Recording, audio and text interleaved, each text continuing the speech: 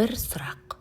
Егер ертең сізге 100 миллион теңге берсе, ол ақша сізде өмір бойы сақтала ма? Я, сақталады деп ойлайсыз. Бірақ тарих миллионер болып, кейін қайтадан кедейленген адамдарға толы. Неге?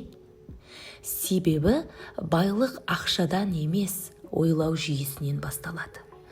Бүгін мен сіздерге Морган Хаузелдің «Ақшаның психологиясы» кітабынан алған ең маңызды сабақтарымды бөлісемін. Бір адам айына 300 мың теңге табады. Екіншісі 3 миллион теңге табады.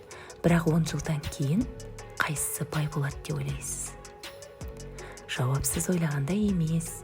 Себебі байлық табыстың көлеміне емес, адамның ақшаға деген көзқарасына байланысты.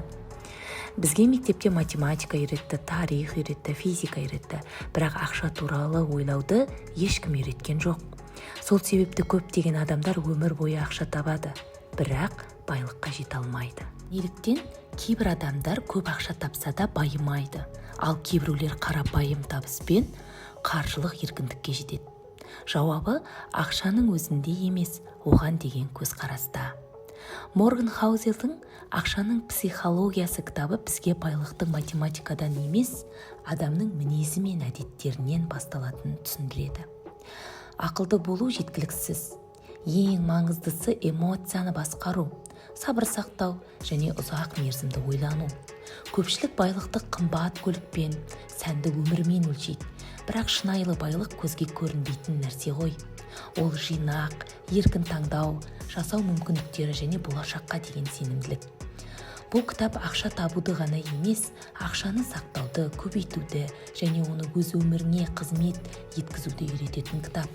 Әрбір шешіміңнің артында психология жатқанын көрсетеді. Егер сен қаржылық жағдайыңды өзгерткің келсе, алдымен ойлау жүйеңді өзгерту керексің. Өйткені ең тиімді инвестиция өзіңе салған инвестиция, ал байлық амянда емес, санадан басталады.